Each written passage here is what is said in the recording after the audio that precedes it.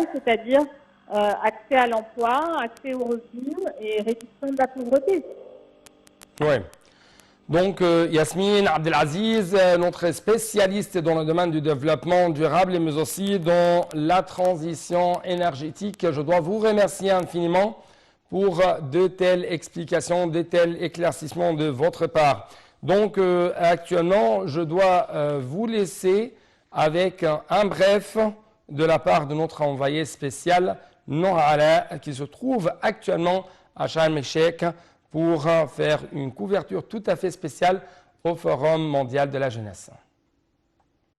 Et voilà, je suis donc à Sharm el-Sheikh pour cette 3e journée de ce Forum mondial de la jeunesse en sa 4e édition.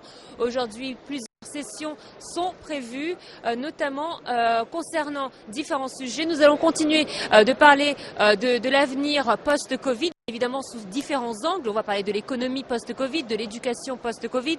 Nous allons également parler du changement climatique, puisque vous le savez que l'Égypte va accueillir la COP27 d'ici quelques mois. Plusieurs sujets importants vont être traités, tels que la journée d'hier, qui fut un succès énorme. Nous avons eu beaucoup de jeunes qui ont participé aux 11 sessions qui ont eu lieu hier.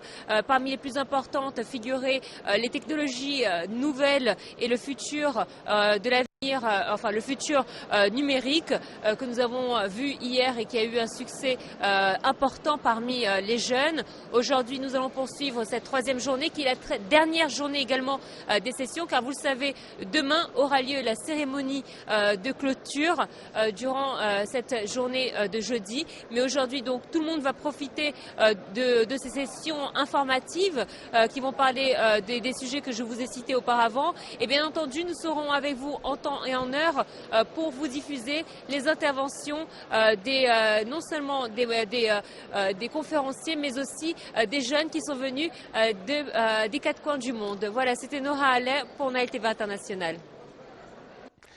Donc, encore une fois, je dois vous rappeler que les activités de la 4e édition du Forum mondial de la jeunesse se poursuivent aujourd'hui pour la 3e journée consécutive à Sharm el-Sheikh.